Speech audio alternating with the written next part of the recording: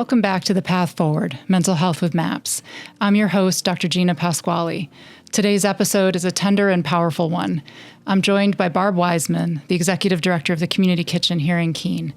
While many know Barb through her leadership in food insecurity and community support, today we're exploring a more personal side of her story, her lived experience of parental grief after the loss of her son. Barb not only walks through this unimaginable terrain, but has also found ways to hold space for other grieving parents, offering connection in the midst of deep loss. We'll talk about how grief reshapes our identity, the role of community, and what it means to keep showing up for ourselves and for others after unimaginable heartbreak. Barb's reflections are wise, grounded, and deeply human. So let's begin. Welcome, Barb. Thank you for being here today. Thank you for having me. So we start each episode with what we call our compass check. And the way I was hoping to start today was something you had shared with me, a type of breathing that is really useful for soothing the nervous system. So for our listeners, this is called diaphragmatic breathing. You probably have also heard of it as belly breathing or deep breathing. And when you're doing it, it can be helpful to put sort of a hand up on your chest and a hand down on your belly. And what we're going to do is we're going to take the breath in all the way to every lobe of our lungs, which actually goes all the way down near the gut. So you want to breathe in through your nose and fill your gut, and then keep breathing until your chest rises as well. And then you're going to breathe out through your mouth and squeeze every last bit of air out. So breathe in and out, doing that really deep level of breathing. So really until you can feel the gut rise and the upper part of your chest rise all the way near your collarbones. And just going to do that for about a minute or so. Doing this actually reduces our heart rate, helps to regulate our blood pressure, really boosts the parasympathetic nervous system, which helps us to when we're feeling activated or anxious.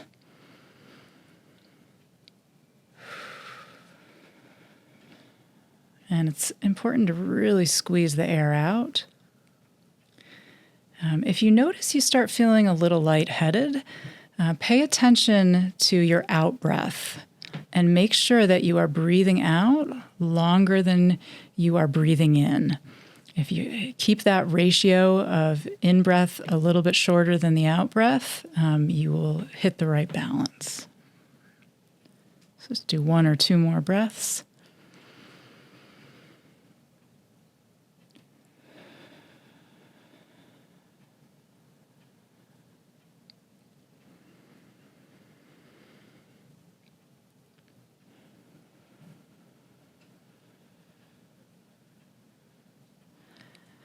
All right, and then we'll bring our attention to the conversation today. And I'm so glad you're here. And I think the wisdom and thoughts and experiences you have to share will resonate with many and will inform those who have not had that experience to build greater empathy and compassion. So thank you for the vulnerability of coming to this space today. Well, you're welcome. And I don't wish these experiences on anyone. And I'm always careful to say that obviously my experiences are my own, and that grief and how we navigate it is obviously as individual as our fingerprints. But there's some things that we share in common. So I will share my experiences. Thank you. Thank you for doing so. Would you feel comfortable introducing your son to us? Sure. Starting there? My son, actually, I will introduce both my children because they come as a set. I am the mother of twins. It's still hard to say that. My daughter is 25, and my son passed away when he was 20, just shy of his 21st birthday. His name is Stratton Clark Adams. Thank you for sharing him with us. Yeah. So where I was hoping we could start, now that we know who Stratton is and we know that harsh reality for you, could you share with us a little bit about just the experience of moving through the world after the loss of Stratton? Yeah, I mean, I think I've often thought of it as that moment when you get this terrible piece of news, for me, it was very much like a door slammed shut very suddenly. Other people who may know something is coming, may have a longer bit of time that the door closes more slowly. Right. But for me, it slammed shut very quickly, and I suddenly realized that I was on the other side, and there's no way to get back. Right. Yeah, that it was very black and white. It was before and it was after. Right. And so here you are now, or me, in this whole new world. And I always think of like the door, I've pictured it in my mind, sort of like the door that's here where it's got glass and it's kind of like I can see people on the other side. And, everybody that was in my life prior to this is on the other side. Right. And that world is still going on. It keeps marching on. The sun keeps coming up and going down. But on my side of the door, it's completely altered. Completely altered. So I know they're there, but I'm now in this entirely new universe all of a sudden. So it's a very strange, different reality. It's sort of like on the other side of the veil. But there's some really mystical and mysterious and interesting things over here. Can you share some of those with us if you feel comfortable? I will try. I'll try not to go too woo-woo. I think that, and we can get a little bit more into like who I was on the other side of the door. My coworkers at the time when Stratton passed sort of started calling me Barb 2.0 in recognition of my how much being you were a completely altered. different person. And Barb, original version. Yeah, tell us about was her. Very practical, very unspiritual, very much an atheist. I really truly thought that if you go through life having a plan and you follow that plan, that certain things would logically happen, right? We were taught to, when you graduate middle school, you go to high school, you know what happens next. If you do the prescribed thing, the next thing will happen. So you go to college, you major in the thing, you come out and you get a job doing the thing that you said you were going to do, and you follow a basic trajectory. Maybe you get married, maybe you have kids, maybe you buy a house, but that I was under the illusion that I could have this plan, and if I followed it and executed it properly, it would lead me on the path where I had determined I was going. On this side of the door, I now have come to learn that 99.9% of everything that I thought I knew, I don't. That actually it's the other way around. 99% of everything I do not know. And the 0.1% that I think I know is also in question. And that there are really magical and mysterious things that happen. And on this side of the door, I understand that I'm presented with options all the time in my life, and that I do have free will. I can say yes or no. The former version of myself would look at it and say, that's not in my plan, no. And now I'm like, oh, there's this option. What happens if I take this path? Then what if I say yes? Because I can. And so it's really changed the trajectory for me of understanding that I'm not driving this bus. I'm just along for the ride. And that's kind of magical and freeing, So I guess one of the things that I often say is it's okay to really like where you are without liking how you got here. So I don't dislike the changes that have happened to me personally, the insights, the wisdom, the compassion. I'd give them all back. Absolutely. And you recognize that there's been some profound growth. Right. And that's, Right, and more possible, right? I mean, when you accept that you don't know much and that the world is mysterious and surprising, there's such opportunity in that, that wasn't there when I thought, also when we have this path that's prescribed for us and we don't hit those benchmarks, we can feel a lot of disappointment. Whereas now it's like, I don't know what's going to happen. Whatever happens, that's could be cool. Right. We'll see. If it doesn't happen, we'll turn the other way. Yeah. What would you want people to understand about that shift from one side of the door to the other side of the door? How would you, I know you're describing your lived experience and everybody is different, but when you shifted from one side of the door to the other so abruptly, What was useful to you at that time in terms of how people were reacting to you and treating you? What was unhelpful? Yeah. I mean, I think it's really important to understand that I can't come back. And I also don't want to. There's this perception out there that we will move through grief, that we will get over grief. And different types of loss and different types of grief show up differently. This one, for me, I don't have any intention of getting over this or even through this. I think it's a pretty shared experience. I'm lucky to have a really good support network of other parents, unfortunately, for all of us that share this experience. And we talk about it a bit, that I don't like to think of it as clinging to the grief. For a while, I think I felt like I was clinging. This has only been 4 years. So the first couple of years, I think I was clinging to that grief. This was sort of my new shingle to hang out in a way. Now it's not so much a clinging, but it's mine to have. It's what I can feel. It's what's left of him. Right. And I'm not eager to be rid of it. I need to sort it out a bit. I have sorted it a bit. We can talk about that. But it's important for folks on the other side to know that the former me is not coming back. I don't want to come back. But there is a disconnect. They also can't come over here. They can't. Right? Yeah. Yeah. So a little bit I can send messages. I can tell them what it's like over here. But, so which is why it's so important for you to do things like this, to talk about it, even though it's uncomfortable, because it's my way to tell you what's happening over here. There's a fair amount of eye rolling, like, oh, you're going to a psychic medium again? That's super weird. Or, what's this meditation thing that you're doing now? You didn't do that before. That's not who we knew you to be. So, there can be a little bit of eye rolling, but at the same time, whatever we need to do over on this side of the door to get through the day, but also we may now have some insight that you don't have over there. And I hope, that you don't have it anytime soon. But what we know is if you live long enough, you will have loss. We will all have loss.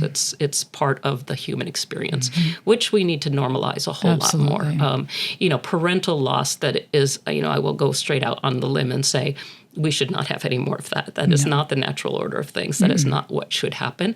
Unfortunately, it continues to happen. It will continue to happen. So I think people understanding a little bit more about grief and loss it's part of the condition of being alive on Earth, and we need to know what tools are available to us and a little bit more about it. I think it's such an important point that one of the best ways we can support each other through grief experiences is to completely throw out that notion of getting over it, completely throw away that notion of that there's an end point at any moment in time. I love what you said there about there's still some things you need to sort through, but there's no intention to get through it. Right. It sounds like that's also a very intimate space where you still your relationship with your son continues. Right. Is in that other side of the door. Absolutely. And so, I think some people abandon us. They want us to come back, and when they realize that we I think it's perceived as we don't want to. I mean, we just simply can't. That there's an abandonment sometimes. Sometimes I think, I would suggest that inviting us to your side of the door and inviting us to bring this with us. I often share, there's a wonderful article out there about very practical tips about how to invite somebody who's in grief to the holidays, to invite them understanding that they may say yes and then at the last minute say no. Or they may say yes and they may show up and then they may break down crying in the middle. So, when you invite us and you want us to come, beware that we're coming with the grief and invite that as well. I often say to people, invite my son. That's why he's here with us today. Don't not invite him.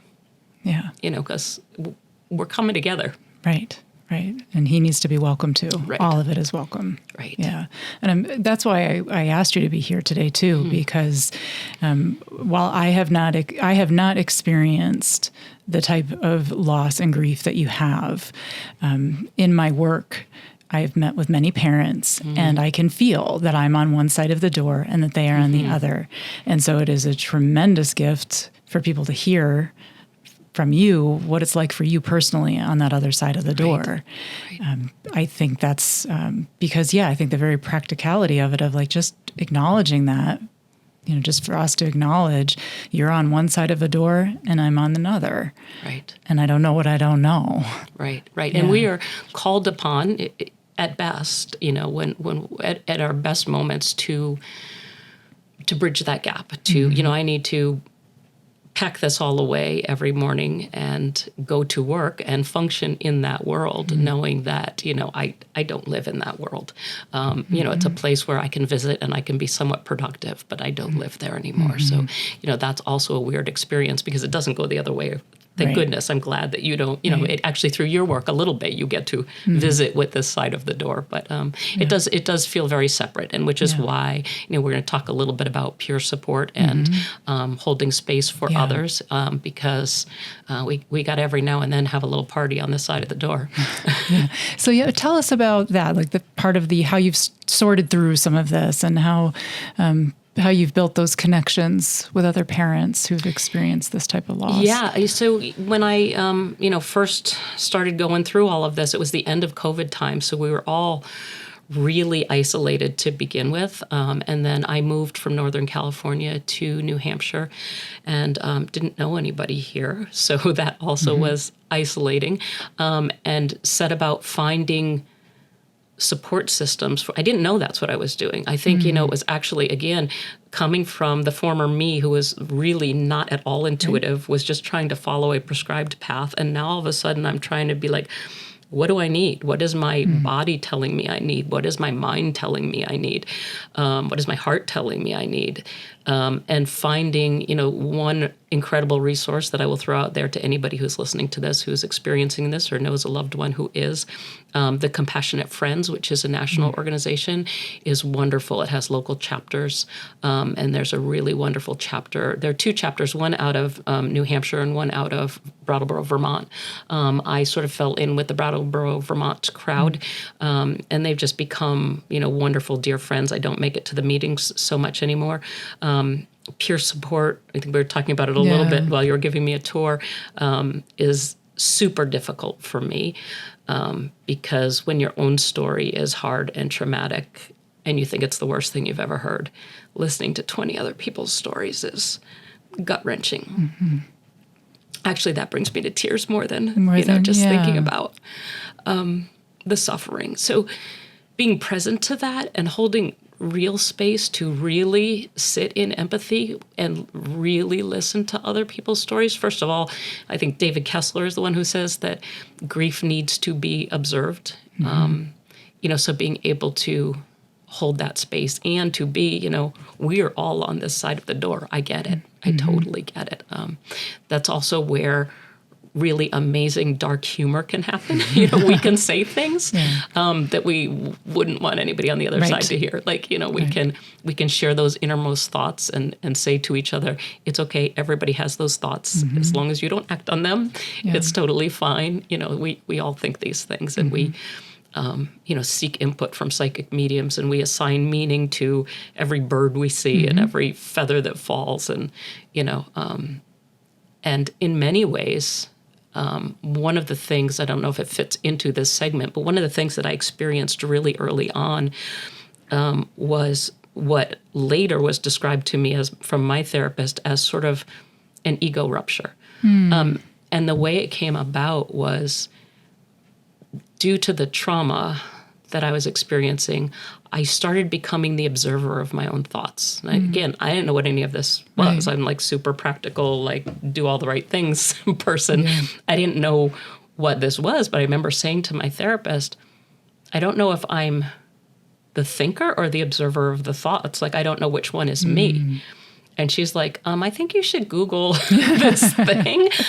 And in Googling it, what's fascinating to me, and it's like brought up this real curiosity for me about like what's going on in my head, like what's happening to me.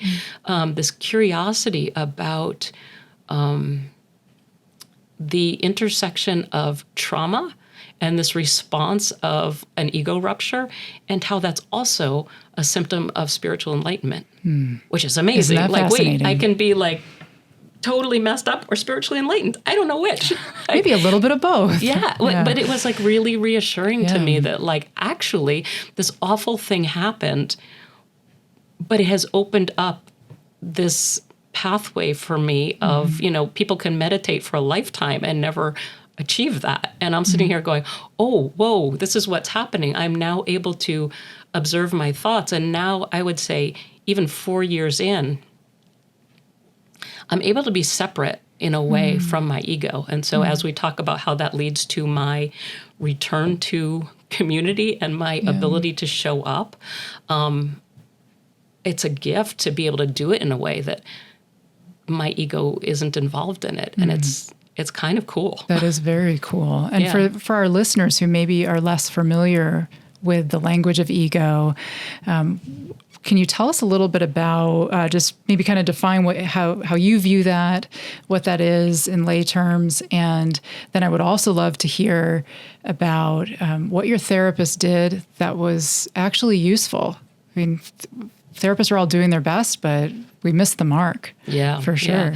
Yeah. So you know better than I do about these words and like ego. For me, it showed up, as I said, really primarily in work around trauma and PTSD. And I'll back up to say that some of the work that I've been doing over the past few years to sort this out, as we talked about earlier, is to kind of look at 3 different buckets that I can put all of these feelings in. One bucket is the trauma, and that is what happened to me, not what happened to him. Like, his story is his story, and what happened to him and the trajectory of his life, that's his story. My story picks up from the moment I found this all out, right? And that trauma for me is separate from him. It doesn't have to do with him. Right. It doesn't have to do with my relationship with him. And the PTSD and things that come along with trauma and how to respond to that, that's one thing. And so again, like at first, all of this is together. There's trauma, there's grief, there's longing for him, there's missing him, there's memories of him, and it's all sorted, it's all stuffed together. And so I would think of him or want to share a memory of him, and it would trigger trauma. I don't want to not think of him. I want to think about him all the time, and I do, and tell stories about him. But I know many people who are still kind of in this phase where I can't even talk about my child, because when I do, grief comes up, trauma comes up. So for me, and this is just sort of my own, like I sort of came up with this theory myself of I have 3 buckets. I'm going to keep my trauma in this bucket. That's something that happened to me. My grief is how I feel about the loss of my child. That's something very specific to me. It doesn't, everybody has their own grief. My daughter has her own grief. My mother has her grief about the same topic. But this is my grief, and how I tend to it is here. And then once I can separate those things, I can have space for my relationship with my son here. And I can tell stories about him. I can be angry at him if I want. I can miss him if I want. Like, all of that happens here, where I can keep that separate. So getting back to the question about ego rupture, it really came into play for me in this trauma space where I was witnessing triggers to my PTSD and sort of watching myself like, oh, I hear a siren, and that is making me like my heart rate is rising, my mind is racing, and I'm like now witnessing myself, or I'm seeing myself from a third, you hear about these times where you're like having this out of body experience and witnessing this scene. And I think that's what was so tangible to me. It's like, oh wait, who am I? Am I the person watching this, or am I the person in this? Like, which one is me? Are they both me?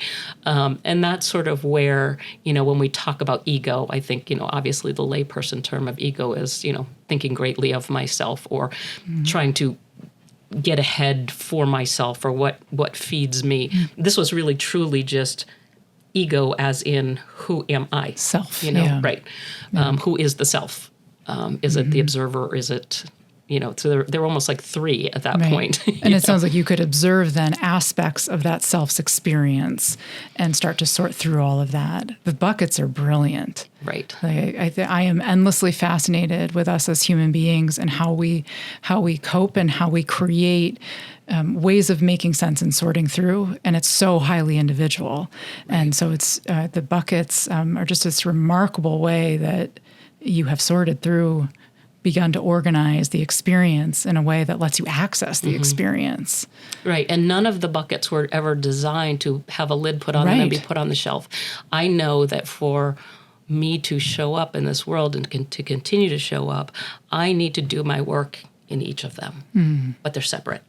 I couldn't access, even just trying to look at a picture of my son or, ritual around how I maintain this relationship. I couldn't go there at all because I would just get sent into the other spaces. So it for me needs to be very intentionally visited. I need to do that work in each of those buckets very intentionally. And you've, in the process of psychotherapy connected to those buckets, is there, I'm imagining that the trauma piece is part of where psychotherapy might have been useful. What was it about the type of therapy you sought out that was helpful to you?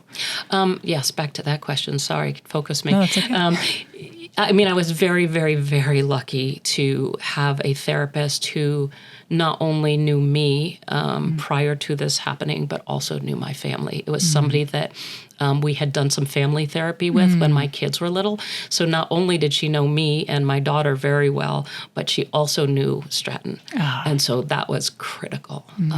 So just to have somebody familiar is, huge. I think that there was a fair amount of her trying to be a good therapist and me going, no, I don't want to do that. And she's just a very patient and wonderful, incredible person. And also a lot of like, you're not crazy. You're not crazy. It's this is just where you are. So, that's helpful. But, there are some modalities. I mean, the one that was particularly troublesome for me that I fought really hard against is this theory, and I think it's shifting a little bit. I know now that I'm becoming a little bit more curious about all of this, doing some reading and starting to understand a little bit more. And I know that some of the theories around trauma are starting to shift. But the old theories were that you really needed to go into the heart of the darkest, most terrible thing in order to address it. Whereas I think now that's shifting a little bit of like, no, you don't need to keep diving into that hole.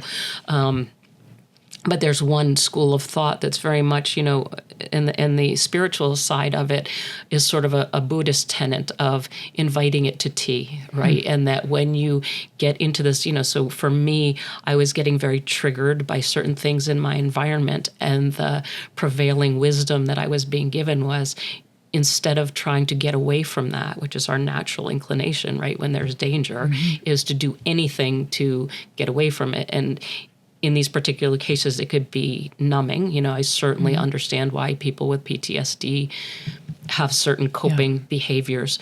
And that the advice that I was receiving was to invite it to tea and to sit with it. And I was like, why would I do that? That's horrific. Why would I do that? But, after fighting it for many months, giving in a little bit at a time, it was the right wisdom. So having a therapist who was just super patient of like, hey, this is kind of what's suggested, and me going, no, I'm never doing that. And her saying, okay, no problem, we can try other things. And then me bumping up against it again and saying, this is what's suggested. And no. Until I was like, okay, how can I start to allow that? And it's not a matter of, and her coaching me through it, it's not a matter of allowing it all at once. You allow what you can, and then you step away. I think that's incredibly helpful advice as well for anybody out there who is seeking therapy. If the therapist is not taking that stance of letting you drive the bus, letting you control the pacing, definitely gently offering ideas is a good thing. But if it feels like a person is being pushed well beyond what feels comfortable in the service of that notion of like, you got to really talk about it to get over it, like that is an outdated idea for sure. Right. And we want you looking for another therapist if they're doing things like that. Right. But to keep presenting back, just because I say, no, I'm not doing that today, doesn't mean, no, I won't do that ever. It means I'm not ready to do that today. So having a therapist who can gently hold that space and keep coming back to, are you ready now? You know, but in the beginning it was, you know, just a lot of breath work like we did here, you know, a lot of just listening to the story.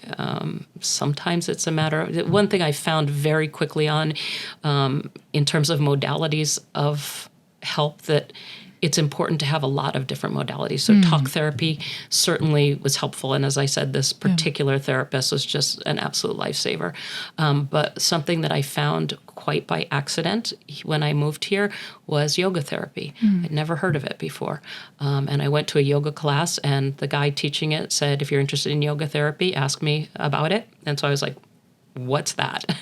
And when I first started to engage in that, what it looked like was pretty much me sitting on the floor in his office crying hysterically 3 days a week, and him holding me.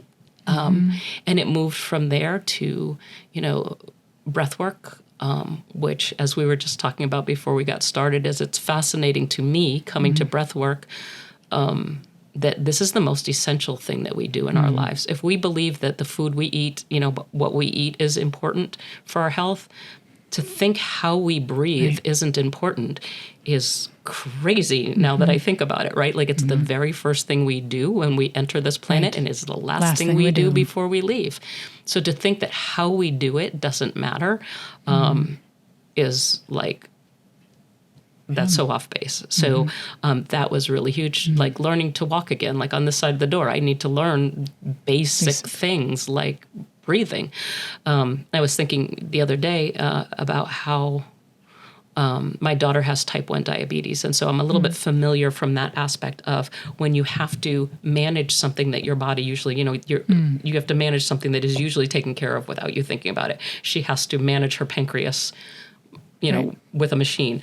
And so where the space where I'm feeling is that I need to manage, even still today, 4 years out, I need to manage my autonomic nervous system. It is not on autopilot anymore. So, you know, you can say something to me or this whole conversation that is going to escalate my nervous system, and it is not going to self-regulate. It's broken. I don't know if it's ever going to go back to being right. Maybe you could tell me if that gets better. I mean, it gets better with time, but it's definitely something I need to be intentional about how I manage my nervous system. And that's something that I need to do every day. That's just part of my life here on this side of the door. Right. And the nervous system piece too, I think what you're describing is really important, because you are right. I wish I could say to you, you know, you'll hit this year mark and boom, your nervous system will do its thing again. But your nervous system has had a very expected reaction to the most extraordinary of circumstances. And your approach of, okay, I need to do some things to intentionally regulate it now. Because it's not that it's broken. It used all its energy elsewhere. Right. And so now, it needs a little bit of a boost here and there. And you also, because of, I think, probably what you've been through, you have a greater awareness of what's happening within your nervous system, things that you might have just been on autopilot, you know, before you crossed over to this side of the door. It sounds like you have a heightened awareness of so many things now, which would also include the rhythms of your body. Right. And it's taken some time to figure out what those things were. I mean, I used to be a runner, and so exercise was always my go-to as my drug of choice. And my body put me on notice straight away as soon as this happened. It wasn't really conscious, but I remember saying to this yoga therapist, my go-to is exercise to outrun whatever the thing is. This is how I'm an endorphin junkie. That's my drug of choice. And I just knew, my body and my brain knew that if I tried to outrun this, it would kill me. Yeah. Like I wouldn't survive it. Like my legs would fall off. Like this was not possible. This was not possible to outrun. And so that's why yoga and meditation became really important. But there was a moment in trying to figure that out when I was still running, and I would get to this, Keene is pretty flat. And I would get to this one spot on the Ashwaubenon Trail where there was like this overpass that goes over a route, whatever that is. And so every time I got to that spot, I would basically start to have a panic attack. My heart would start racing, and I would be on the side of the trail. It was a physical panic attack, nothing cognitive. Like I wasn't thinking about my son. I wasn't thinking about what happened, but my heart rate would elevate. I would have shortness of breath. I would just be on the ground on the side of the trail. And I'm like, I don't understand. Like he never lived here. We never went over that bridge. Like, I don't know. Right. Bridges aren't a thing for me. I don't know why this is happening. And so I talked to my therapist, and I started getting really like curious and scientific about it. And what I realized wearing a heart rate monitor is I realized that just going up that little incline to go over that overpass was raising my heart rate. When my heart rate got raised, my body didn't know the difference between exercise and a panic attack anymore. Yeah. So it just went, whoop, whoop, we're having a panic attack. Yeah. And so I realized that, I need to completely change. You know, I still want to use my body. I know I need to move. That's the way I process things. So I need to do yoga, because yoga is not going to raise my heart rate in that, like, you know, so I needed to relearn how, you know, what those triggers, you know, again, we use the word trigger a lot, which is, you know, to understand the clinical word versus how we tend to throw it around in language. Right. That these are actual things that activate, that happen. And so for me to understand what's happening in my nervous system and what I need to do, whether it's breathing or it's meditation or it's yoga instead of running, you know, that I need to manage this, that I can't expect my brain and my body to just do its thing anymore. What other modalities have helped you to keep putting one foot in front of the other every day? Yeah, so let's see. I made a list here because you tipped me off on this. So we talked about therapy. We talked about yoga therapy. Journaling has been really helpful. I'm totally wildly random about it. I have journals all over my house, in my car, in my desk. They're everywhere. I write from one side, then I flip it over. I write from the other side. I don't know what year it was started, but just being able to get things out on paper has been super helpful to me. And sharing, you know, writing about my son and sharing that with people, I have come to really love that I can still introduce him to people. Yeah. There are people who did not know me or him prior to his death who now know him. You know, that it's important for me to continue to be able to share him, and writing helps me to do that. And also there's something about, like, you know, when you read a novel and you see it, like, you know, it comes to life in your head. It's this idea of a picture is worth 1,000 words. It's like 1,000 words is worth a picture, right? Yeah. So you can spin that the other way. So writing has definitely been helpful. And you very generously shared. I know exactly what you're talking about, and but you generously shared a piece of that writing with me, and I, with intention, made it not a part of the busiest piece of my day. I sat with it. I wanted to honor him and honor you, and I sat with a cup of coffee and I read it, and I could picture him. I could picture all the different stages of his life. I could picture the vans, picture him in the, all the different things that he was doing. And so it helped me to know him, and I felt honored that you shared him with me, because I very much was aware that was a choice you were making. Right. And so I thank you for bringing him into my awareness. Well, thank you for receiving him. And even for me, like, I go back and I read stories that I've written about him, and it's different than, I have a million pictures of him, but the picture is just two-dimensional. It's flat. It's not living. And movies are kind of spooky. Like, you look at videos and I'm like, okay, I see him dancing and it's kind of spooky because I know he can't. But when you read a piece of writing, like when you read a book, it's alive in your head. It's real for you, right? The way a video, and that's why the book is always better than the movie, by the way. Right. Always. Because it's real for you in your head. When you're watching it on a movie, you're removed. You know, you're voyeuristically watching it. When you read it, you can relive it. So, even that piece that I sent you, I reread that all the time, because I can go back there and live that. So writing is huge. Meditation, exercise, peer support, all the things that we've talked about. Yeah. And can you share a little bit with us about, you've had a really interesting experience with peer support, kind of how did that ended up in Costa Rica? Tell us how that came to be and what is that? And, yeah, let's see if I can tie together a few of these threads. So Barb, who's now 2.4, I'm no longer 2.0. Okay. That was a very glitchy version, but 2.4 is a little bit better. He had been dead for a year. I was living in a new place, not knowing many people, and newly single also. So I'm going through a lot of life stuff.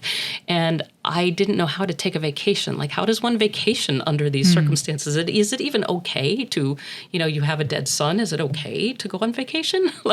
Is that a thing? Also, when you no longer have a significant other, how does one vacation? So it just came up randomly that somebody in a yoga class that I was taking said she was running a retreat in Costa Rica, and would I like to go?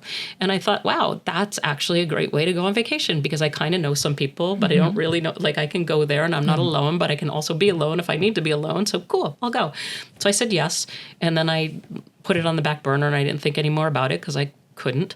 And then I was like, oh gosh, I said yes to this thing. I should probably Google it and see where I'm going. So I Googled this retreat center in Costa Rica. And on the homepage of this retreat center, it says, we also run a retreat for bereaved parents called Waves of Hope. And if you'd like to make a little donation to this, we offer this free of charge to bereaved parents. So I immediately emailed the guy who owns the retreat center and I said, I'm coming down for vacation and I'm paying for it. But what's this? Because I fit in this category. So he writes back and he says, I take a little bit from the people who come here, their payments, and I do this hike that people can donate. And so I've used that money to run the retreat. But because of COVID and not having anybody here for the past year and a half, I don't have anything in the coffers for this. So it's not really happening right now. So I said, no problem. I'll see you in February. I'm looking forward to meeting you. And I head down for my vacation in February, and we happen to know people in common. This guy lives in Costa Rica. We have common friends. We know the same people. And so I say, hey, tell me again, I do fundraising and events for a living. That's what I do. So, and sadly, I happen to fit this category. Do you need help? Do you want this to come back? I would be more than happy to help with this if you want to bring this back. And he said, yes, absolutely. If you want to do this, let's do this. So that was 22. In 2023, I took my first group down to Costa Rica for a bereaved parent retreat, knowing nothing about running retreats or any of this. Again, this was, the universe presented me a cross in the road. And typically I would have been like, no, I'm doing this. But I was like, okay, yes, we'll do this. So this will be my third year going back this year. I'm actually leaving in a few weeks. We're taking a group of 15. Wow. We bring a therapeutic team. So my beloved yoga therapist, who is here in Keene, and I would be happy to share that resource with anybody because he's fabulous. He co-leads this with me. He'll come down to Costa Rica with me. On this round, I am bringing a psychiatrist friend who also happens to be a bereaved parent, and I am bringing a Reiki master who is also an angelic healer, will be accompanying us as well. So the therapeutic team will primarily be the three of them, and then myself as sort of the logistics person to make sure everybody gets where they need to be and gets what they need. And what is the retreat in Costa Rica? What does that offer parents that, just sort of your run-of-the-mill things you can find in your own community maybe doesn't offer? Right. So first of all, time to step away from your life and be just present to this. Again, however you figure out your buckets, right? That I am really only just managing my buckets, because on a daily basis, I have to manage my buckets in the morning, pack them up and go off to work, and then manage them again in the evening. This gives us the space to unpack them together, just to share our experiences, to be completely present to this work for a time. But one of the things that we talk about amongst the therapeutic team is to try to build some practices that folks can bring home with them to help them. I mean, these are practices that are essential. Like I think about, used to be, what were the things that I needed to do before I could go to work? I could get up, you take a shower, you make coffees, that's got to happen. There's certain things that have to happen before you could go out into the world and be presentable. Now, that's a lot for me. There are more rituals in there that I need to do, some breath work, some meditation, to get myself, again, regulating my own nervous system so that I can show up in the world. So trying to build those practices or some offerings of how can you build that for yourself to bring home with you? So we do movement and breath work every morning. We do peer support at least 3 times while we're there. We're only there for 4 days or so. We also build in time to just go out and enjoy the jungle in Costa Rica, because that's okay. It's not just okay, it's great. But the most magical thing that has happened in Costa Rica, and the first time I was like, is this a fluke? The second time I'm like, oh, this is something that happens here. And now it's something that I tell people, this is going to happen. And that is on the last night of our retreat. We have sort of a celebration, like it's closing night, and we have some live music, and there's a little market with craftspeople, and there's dancing, and there's always a great meal. But what has shown up every time is the space where there's grief and joy together. Literally dancing together. And, these parents are just sobbing and hugging each other and dancing, and to take that home is magical, to know that I can experience joy and grief at the same time. That, because that's really essential in order to move forward. I have to, I know that grief is always going to be here. So how can I feel joy? And so it feels to me, again, I'm not a practitioner and I don't know, I'm just sort of witnessing what happens here. But it feels to me like everybody who's gone on this retreat, there's been a before Costa Rica and an after Costa Rica.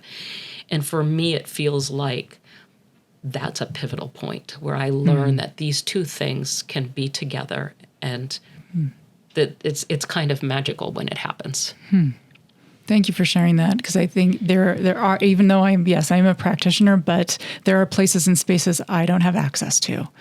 And what you were describing, thank you for giving us a window into that, because that's such a one of the questions I get often from people, especially when they feel something positive following profound grief, is a guilt and a worry that there's something wrong with that. Right. And what you are describing is that there is something really beautiful about that, and the coexisting. Right. It's not either or. And like, as I said before, like this clinging to your grief, or saying this grief is mine, or that I identify with it, or that I want it, doesn't mean that I can't also allow joy. I don't have to let go of this in order to have that. I can have both. And it's super, it comes off as a little bit crazy sometimes, or it feels a little bit that way, that people are going to look at us like, what, like when you're literally crying and laughing at the same time. But it's really incredibly magical. Like when we can hold, as you know, as a therapist, when you can hold two different things at the same time, that's where the magic happens. So for me, that's the biggest thing in Costa Rica, aside from just being able to step outside of the everyday life pressures and the things that we have to do, and being with other people who just get it. And, we have got room for some dark humor and, all of the things. It's just a totally different space. And how do you, so then you're here in Keene, not in Costa Rica. Here I am. Most of your days. Most of my days. And contributing a tremendous amount of energy to the community kitchen. Tell me how that fits in to your story. Yeah. Again, being able to relinquish myself to, like, I didn't plan this. Like, it came up. It happened very organically. I feel like it really honors my son. It honors living some of the life he didn't have a chance to live. He was a helper. It's still super hard for me to talk about him. So living a life that I think he would be proud of. It feels very much like my time here is both a gift and a slog. It's sort of like, okay, well, here I am on this side of the door. What do I do with this? And so the opportunity to do this is such a gift for me. Also, I've changed. For me, it's about what good can I do? And the pressure's really off of me. I mean, my former self was all about hitting metrics and, was I doing this right? Was I, and now I'm constantly saying to the team over there, look, success is great, but you don't learn a whole lot from success. It feels good. It tastes good. It's like candy. It's delicious and you want more of it. But everything I've ever learned has come from failure, not from success. So yes, of course we want success, especially as it pertains to the work we're doing, because success means feeding more people. But in order for us to learn how to do that and to do it better, it means we're going to drop the ball every now and then. And that's okay. It's not just okay. It's important. And, you know, it's how you handle your mess ups that matter. And so I think that being able to show up and take that pressure off of people and say, hey, look, we're just going to do the best we can do. And our best today, hopefully tomorrow is even better. And sometimes we're going to mess up, and to be able to tell them, look, if we open the doors 5 minutes late, or we don't have sliced bread this week and so we have to give out rolls instead, it's okay. And we'll learn from that, and next week we'll do better. And it's, you know, for me, it's showing up so differently than I used to show up in the world. And I do feel like my ego has not come back, that she is not invited to any part of this. This is about this community. It's about the community kitchen, that I am not the community kitchen and the community kitchen is not me. And that is a really important distinction, to be able to serve, you know, to serve, that I am fortunate to hold this incredible legacy in my hands and to help to steward it in its next chapter. But it's been around for 40 years, and I hope it's here 40 years after me. And I'm just really honored to be a part of it. There's also an ability to sit with our guests. I love showing up at dinner time and sitting at the table with our guests and feeling really comfortable in that space of, wow, probably some terrible things have happened to you. Some terrible things have also happened to me. We don't have to talk about that. We can just sit here together. They live on their own side of their own door, right? And that I can kind of share that space. It feels very comfortable to me in a way that it didn't used to.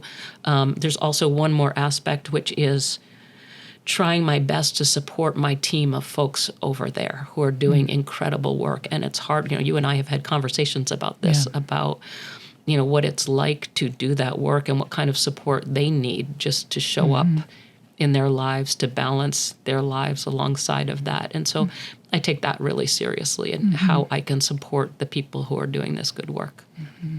Yeah, and I think that's it's echoed when I'm over there, and you can feel your staff. You can feel the energy of your staff and everyone.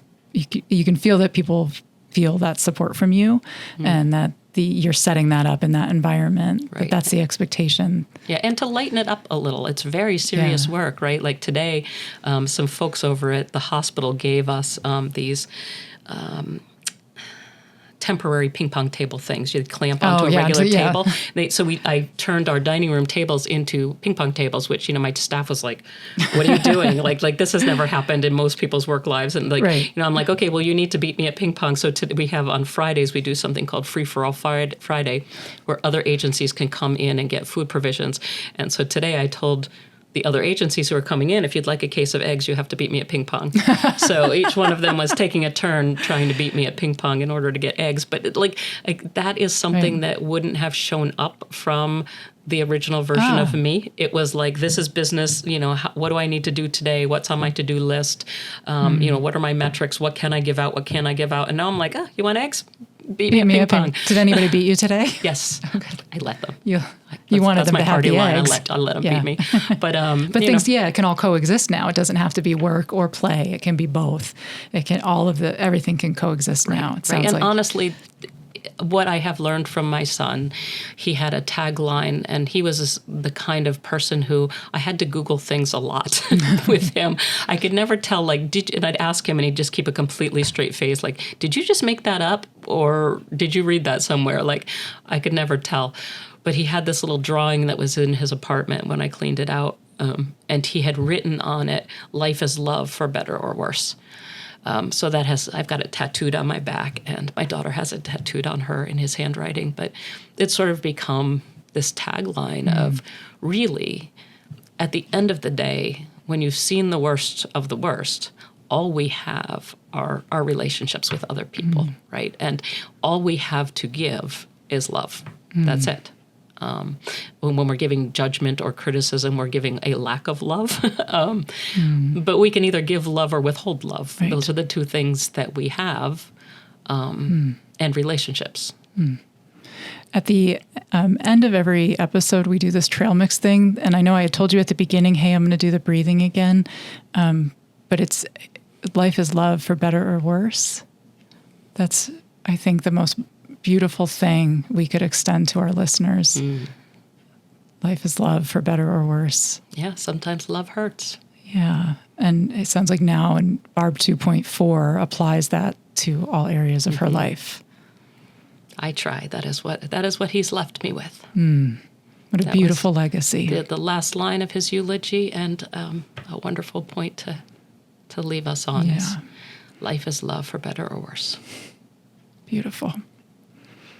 Thank you so much for being with us today. Is there anything we didn't talk about? I wish I could say it's been my pleasure, but I mean, it's always a pleasure to talk to you. No, I don't think there's anything we didn't talk about, but it's an evolving conversation for sure. And I look forward to future conversations. Thank you for your generosity, because that's what this was. This was a generous gift to our community. Thank you. I think that the one thing that I will say, I think we touched on this a little bit, was that a couple things for folks who want to know what they should or shouldn't do.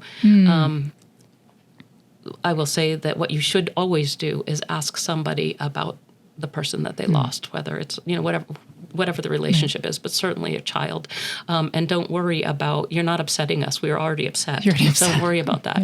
That I worry about curating myself, right? Like if I start crying, I might make you feel uncomfortable. I cry every day. It's not news to me. That's normal for me.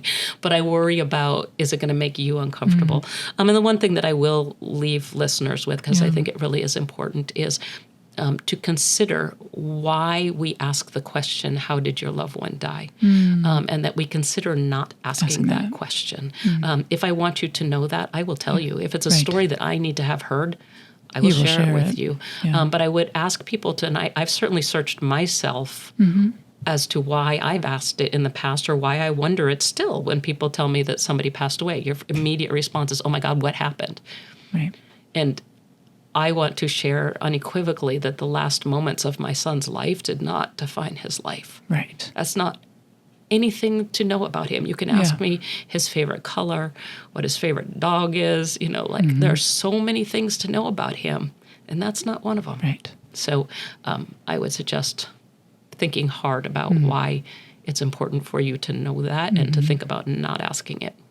I think that's incredibly important, and I hope everybody maybe takes stock and considers why we ask that question, why that's become part of our culture, and to refrain. Right. And to understand, I get it. It immediately comes up. I know that happens, but let's think about why. And I suspect we do it because of our own death anxiety and the anxiety about losing our loved ones. And we want to find some little kernel of, that won't happen to me. Right. And that's what we're searching for. And humans' brains try to make sense of things that don't make sense. And the death of children does not make sense. Right? So we need more information. I need to make this make sense for me. And I'm going to tell you, I cannot make this make sense for you. It will never make sense. And you need to live with this world not making sense, because it doesn't. It doesn't. So be okay to live there. Yeah. And ask about the person. Right. And say their name, So I appreciate this opportunity to bring him into the conversation and to share about him. Well, thank you for bringing Stratton to us today. Thank you. I'm going to say goodbye to our listeners. Thank you again for taking some time today. And wherever you are on your path, we are honored to walk alongside you.